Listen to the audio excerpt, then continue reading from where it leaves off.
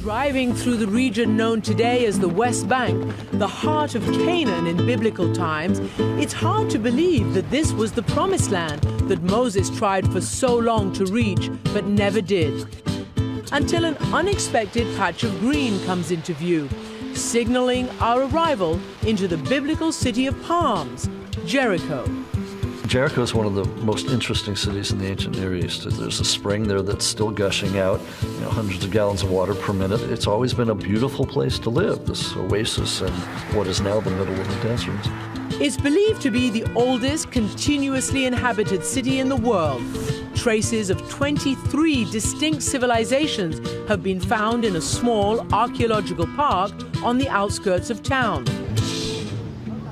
But what draws pilgrims from around the world is actually the biblical account of how one of these ancient civilizations may have disappeared. Flying over the sprawling modern-day Jericho, we can just see the footprint of ancient Jericho, where the Bible tells us Joshua led his people, the Israelites, in their first conquest of land in the Promised Land.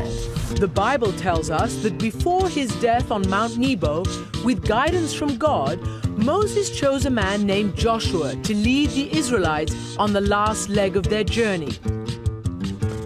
And so we have this real transition, a handing over of power from one generation to the next, where Moses and his generation have been wandering. It's the story of wandering for 40 years.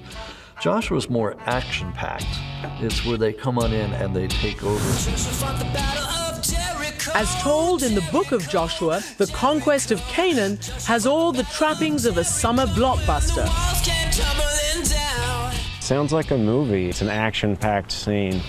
With the Ark of the Covenant leading the way, Joshua crossed the River Jordan with his army. I'm sure this is an elite fighting force. The conquest of Jericho is one in which God is clearly in the role of a divine warrior. The Bible tells us that Joshua conquered Jericho by walking around the city 7 times. The whole time carrying the mystical Ark of the Covenant, which the Bible describes as having special powers. God at that moment causes the walls to crumble and to fall down, and then it's at that moment that you just get this image of them just rushing in on the city and flooding in and taking it over for better or for worse, however you view that kind of image, whether that's one of excitement and action or that's one of, hey, this is war, and war can be ugly. In this war, the Bible makes clear that no prisoner should be taken alive. Every man, woman, and child should be slaughtered. And according to the Bible, this bloody battle was just the first stop on Joshua's campaign. Now, according to the book of Joshua, the Israelite troops invaded en masse from Transjordan, and in a period probably of a few months, conquered the whole land of Canaan, expelled or slaughtered the Canaanites, divided up the whole land among the 12 tribes. Then Joshua gives a sermon at the end, and it's all over. Jericho is a highlight now on most Holy Land tours. The pilgrims are drawn here by the violent version of how the Israelites came into the Promised Land. But it's unlikely that this is actually how it happened. People forget that there are 2 versions of the so-called conquest of Canaan in the Hebrew Bible. The book of Joshua suggests a blitzkrieg. It's a form of mass colonialism, massive slaughter. It's horrible. And then we have the story of Judges, a gradual infiltration into the sparsely populated hill country. Do we want the blitzkrieg model, or do we want the gradual settlement model? The question is, what do we believe? What do we actually think happened?